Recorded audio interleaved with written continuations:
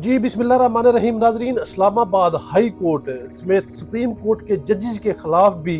एक घिनौनी जो है कंपेन दोबारा स्टार्ट कर दी गई है। और उसकी वजह ये है कि ये उन जजेस के खिलाफ कंपेन और एक रेफरेंस दायर करने का सिलसिला शुरू हुआ है जिन जजेस ने पिछले दिनों सुप्रीम कोर्ट को खत लिखा था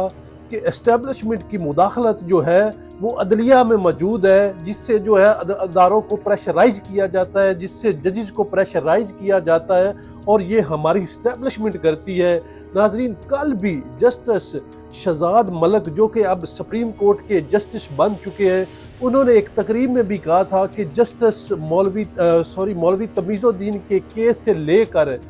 आज तक जो है वो इस्टेब्लिशमेंट के अंदर जो इस्टेब्लिशमेंट की जो मुदाखलत है अदलिया के अंदर वो आज भी जारी है।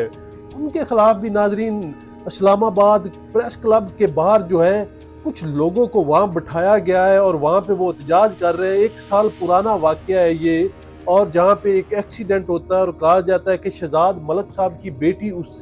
गाड़ी को चला रही थी, लेकिन 1 साल के बाद उन लवाहिकीन को याद आता है कि हमने इंसाफ लेना है। और उस वक्त ये उनको याद आता है कि जब जस्टिस शहजाद मलिक जो है वो इस्टेब्लिशमेंट की मुदाखलत की बात करते हैं और फिर ये एहतजाज जो है इस्लामाबाद के अंदर शुरू हो जाता है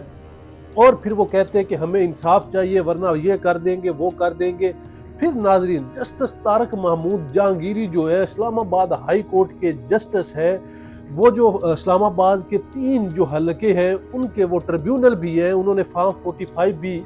मांग रखे हैं इन लोगों से जो वहाँ के 3 जो मुस्लिम लीग के MNA मुंतखब हुए हैं, लेकिन वो आज तक देने में नाकाम रहे हैं। और फिर उन्होंने जो है टेरियान वाला केस जो था और इस तरह के जो केसेस थे उसमें जो है फैसले जो है जो मुक़्तदर हलके हैं उनकी मर्जी के खिलाफ दिए। तो फिर जो है उनके खिलाफ भी जब एक नाज़रीन जस्टिस बनता है तो उनकी इंटरव्यूज़ के वक्त या उनकी स्क्रूटनी के वक्त जो है उनकी तमाम असनाद को चेक किया जाता है स्पेशल ब्रांच से और अदारों से, हर तरह की उनकी वेरिफिकेशन की जाती है। और अब फिर नाज़रीन इस्लामिया कॉलेज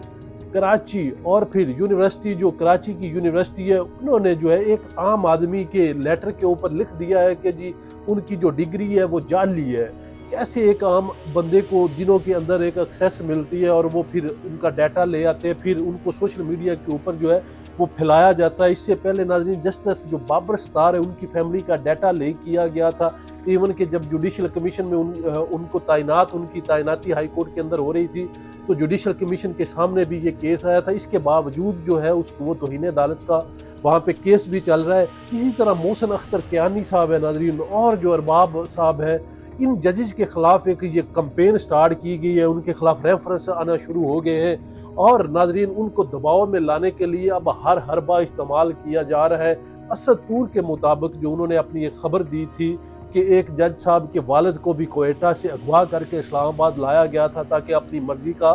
फैसला दिया जा सके। तो नाजरीन आज जो ये लड़ाई इस्टेब्लिशमेंट और अदलिया की चल रही है ये इंतहाई ख़तरनाक लड़ाई है जिससे किसी का कोई कुछ नहीं होना। अगर ये जो नुकसान हो रहा है ये पाकिस्तान की आवाम का और पाकिस्तान का नुकसान हो रहा है,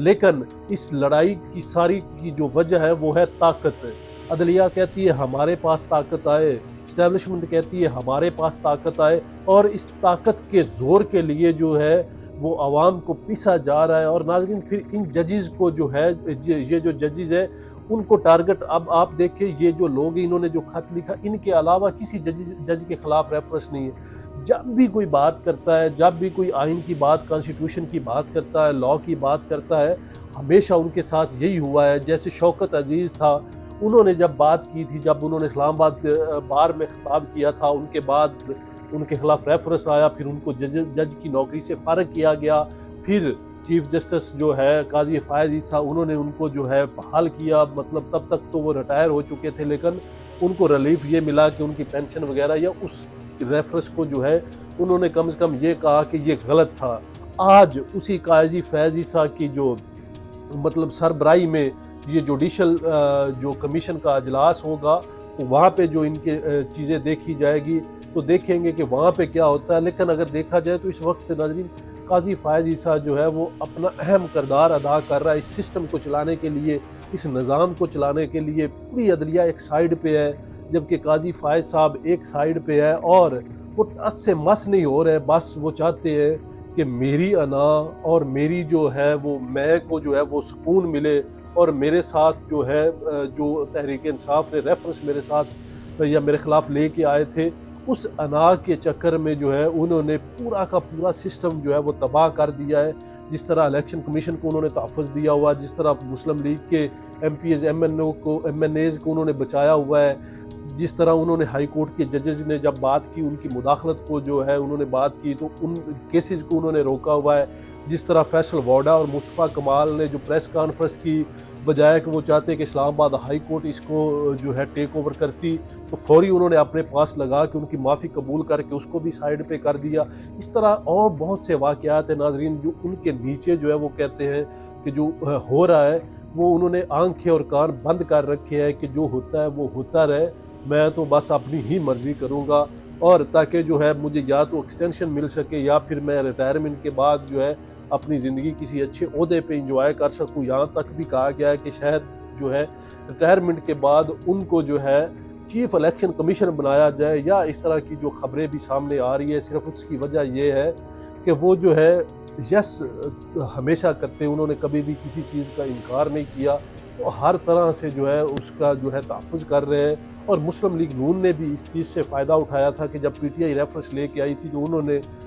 قاضی کا ساتھ دیا تھا اور پورا جو ہے بھرپور انہوں نے کمپین چلائی تھی یہ غلط ہو رہا ہے، تو اسی کو انہوں نے کیش بھی کروایا۔ آج قاضی صاحب بھی انہی کے ہاتھوں میں، بجائے کہ وہ ان چیزوں سے نکلے، اپنے ادارے کو طاقتور کرے یا قانون کے مطابق فیصلے دے، اپنے ججز کو انصاف دے۔ سرگودا کے ججز نے لکھا اور باقی مختلف ججز نے نیچے سے لے کے سیشن کورٹ سے لے کے سپریم کورٹ کے ججز تک کہہ رہے ہیں کہ ہمارے ساتھ جو ہے وہ زیادتی ہو رہی ہے، مداخلت ہو رہی ہے، لیکن چیف صاحب کہتے نہیں سب کچھ اچھا ہے۔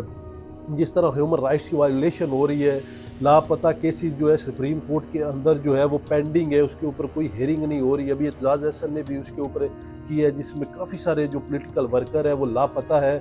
وہ کیس بھی انہوں نے دبا کے رکھا ہوا ہے۔ اس طرح کے اور کیسز جو ہے اب دیکھنا یہ ہے کہ جو جوڈیشل کمیشن میں جو ہے ان ججز کے ریفرنس آ رہے ہیں اس کے اوپر قاضی صاحب کیا کہتے ہیں یا اس کے اوپر وہ کیا بات کرتے ہیں۔ پھر جس طرح ناظرین جسٹس بابر ستار کا جو ہے ڈیٹا لیک ہوا تو انہوں نے توہین عدالت کی جو انکوائری کیس شروع کیا تھا، اب اس کے بعد اب جسٹس طارق جہانگیری صاحب کا جو سارا ڈیٹا لیک کیا جا رہا ہے کہ وہ ایک فیک نام پہ یا جس طرح بھی، اب دیکھنا ہے کہ آج جو ہے اسلام آباد ہائی کورٹ میں ورکنگ ڈے شروع ہو چکے ہیں چھٹیوں کے بعد، دیکھنا ہے کہ اس کے اوپر جو اسلام آباد ہائی کورٹ نے ابھی تک کسی قسم کی پریس ریلیز یا کوئی بیان جاری نہیں کیا۔ اب دیکھنا ہے کہ وہ آج کس طرح اس سارے معاملے کو لیتے ہیں۔ جو جسٹس طارق محمود جہانگیری صاحب کا کیس ہے ان کی ڈگری کے حوالے سے آیا کہ پریس کا کوئی ریلیز آتی ہے، یا پھر جو ہے وہ یہ بھی سننے میں آ رہا ہے کہ وہ سب کہہ رہے ہیں کہ ٹھیک ہے اگر کوئی ہوتا ہے ہوتا رہے، ہم جو ہے وہاں پہ جوڈیشل کمیشن میں ہی بات کریں گے، وہیں پہ چیزیں ہوگی۔ اب اس میں جو ہے یہ امتحان شروع ہے جوڈیشل کمیشن کا یا قاضی فائز عیسیٰ کا کہ وہ اپنے ججز کو تحفظ دیتے ہیں یا پھر وہ حکومت سے مل کے جو ہے ان ججز کو سائیڈ پہ کرتے ہیں، کیونکہ نون لیگ بھی چاہتی ہے کہ جسٹس قیوم جیسے لوگ ہو اور اسٹیبلشمنٹ کو بھی جسٹس قیوم جیسے یا جسٹس قاضی فائز عیسیٰ جیسے لوگ چاہیے، تاکہ جو ہے وہ اپنی مرضی کے